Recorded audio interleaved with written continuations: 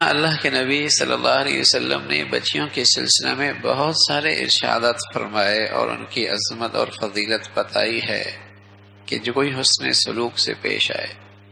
حضرت عائشہ فرماتی ہیں رضی اللہ تعالیٰ عنہ کہ خاتون میرے پاس آئیں اور اس کے ساتھ اس کی 2 بچیاں تھیں۔ اس نے مجھ سے سوال کیا کہ میرے سے سوال کیا، کچھ مانگا، بس میرے پاس ایک کھجور تھی جو میں نے اسے دے دی۔ اس نے آدھی آدھی کر کے دونوں بچیوں کو دے دی۔ خود ضرورت مند تھی، بچیاں 2 ساتھ تھیں، میرے پاس بھی کچھ نہیں تھا، ایک کھجور تھی، کھجور میں نے اس کو دے دی اور اس نے اس کو آدھی آدھی کر کے دونوں میں تقسیم کر دی۔ اس میں سے خود کچھ نہیں کھایا، پھر چلی گئی۔ پیارے رسول صلی اللہ علیہ وسلم تشریف لائے تو میں نے اس خاتون کا قصہ آپ علیہ الصلوۃ والسلام کو سنایا۔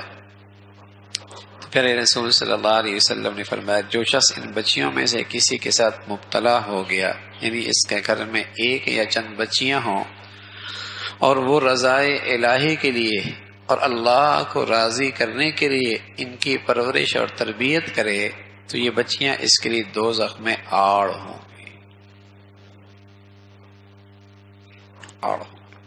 انس بن مالک فرمانے لگے رسول اللہ صلی اللہ علیہ وسلم نے فرمایا من عال جاریتین دخلت انا وهو الجنہ کہاتین واشار باصبعی۔ انس فرماتے ہیں پیارے رسول صلی اللہ علیہ وسلم نے ارشاد فرمایا جس شخص نے 2 بچیوں کی پرورش کی اور ان کی صحیح تعلیم اور تربیت کا اہتمام کیا، میں اور وہ جنت میں ان 2 انگلیوں کی طرح اکٹھے ہوں گے۔ سبحان اللہ۔ پھر آپ علیہ الصلوۃ والسلام نے ان 2 انگلیوں سے اشارہ بھی فرمایا، جنت میں میں اور وہ یوں ہوں گے۔ سبحان اللہ۔ اتنا بڑا مقام، اتنا بڑا درجہ اور اتنی بڑی فضیلت۔ عام طور پہ لوگ نرینہ اولاد کی خواہش ہوتی ہے اور بچیوں کے وجود کا بوجھ تصور کیا جاتا ہے، ہاں، اور ان کی پرورش پر اور ان کی تعلیم پر پوری توجہ نہیں ہوتی۔